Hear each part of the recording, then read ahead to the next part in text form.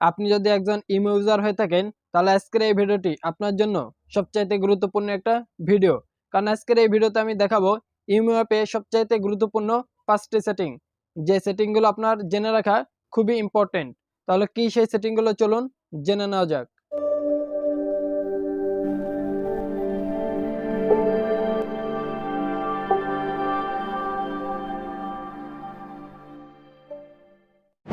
So imo অ্যাপের সবচাইতে গুরুত্বপূর্ণ কয়েকটা সেটিং এর ভিতর প্রথম যে সেটিং দেখাবো সেটির জন্য আপনি ইমো অ্যাপে চলে যাবেন।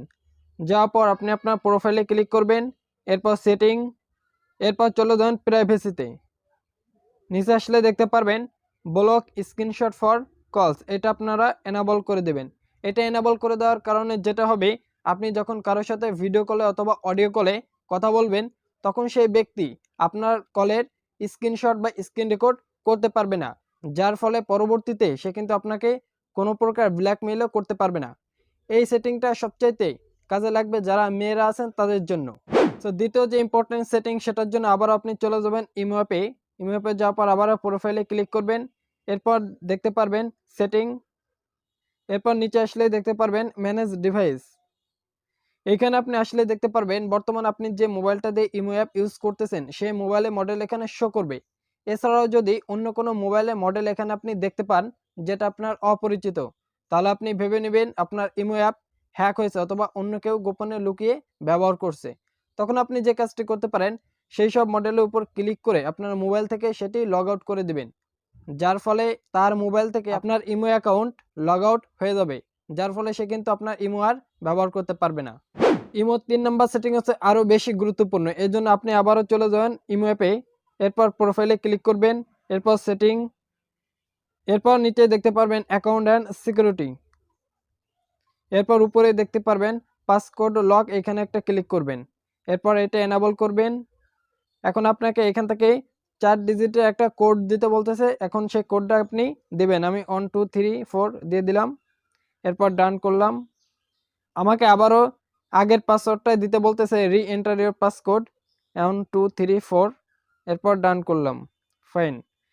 এটা আপনি এনেবল করার ফলে যেটা হবে, যখন কেউ আপনার মোবাইলটা নিয়ে আপনার ইমো অ্যাপে প্রবেশ করবে, আপনি ইমোতে কি করেন না করেন এইসব কিছু দেখার জন্য যখনই কেউ আপনার ইমো অ্যাপে প্রবেশ করতে যাবে তখনই এই কোডটা তার প্রয়োজন পড়বে। সে যদি এই কোডটা না জানে তাহলে তো সেই ইমো অ্যাপে প্রবেশ করতে পারবে না, তাই না? সো আপনারা এই কোডটা দিয়ে রাখতে পারেন। এটাই সবচাইতে বেশি কার্যকরী হবে যারা মেয়ে আছেন তাদের জন্য। তো বুঝতেই পারছেন কতটা ইন্টারেস্টিং সেটিং এটা। ইমো 4 নাম্বার সেটিং এ যাওয়ার আগে অবশ্যই রিকোয়েস্ট করব, যারা এখনো ভিডিওতে একটা লাইক দেননি অবশ্যই একটা লাইক দিন।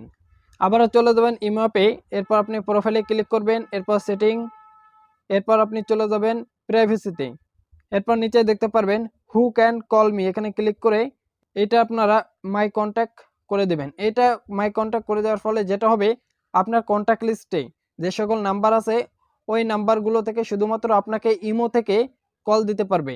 তাছাড়া কিন্তু অন্য কেউ আপনাকে ইমো থেকে কল দিতে পারবে না। অর্থাৎ বুঝতেই পারতেছেন, আপনার কন্ট্যাক্ট লিস্টে যে সকল নাম্বার সেভ করে রেখেছেন ওই সকল নাম্বার থেকেই শুধু আপনাকে কল দিতে পারবে। বাইরের কোনো আননোন নাম্বার থেকে আপনাকে কেউ ইমোতে কল দিতে পারবে না। ইমো সর্বশেষ গুরুত্বপূর্ণ সেটিং হচ্ছে, আবারও চলে যাবেন ইমো অ্যাপে, এরপর প্রোফাইলে ক্লিক করবেন, এরপর সেটিং, এরপর প্রাইভেসিতে যাবেন। যাওয়ার পর উপরে দেখতে পারবেন লাস্ট সিন, এখানে আপনি নোবডি করে দিবেন। নোবডি করে দেওয়ার ফলে যেটা হবে, আপনি ইমোতে অনলাইনে থাকলেও কিন্তু কেউ বুঝতে পারবে না আপনি এখনও অনলাইনে আছেন। সবাই ভাববে আপনি এখনও অফলাইনে আছেন। এমনকি আপনি কারো মেসেজ যদি সিনও করেন তাহলেও কিন্তু সে বুঝতে পারবে না আপনি তার মেসেজগুলো সিন করেছেন বা পড়েছেন। সবাই ভাববে আপনি তো অফলাইনেই আছেন। সো এটাই ছিল মূলত ইমো অ্যাপের সবচেয়ে গুরুত্বপূর্ণ কয়েকটা সেটিং।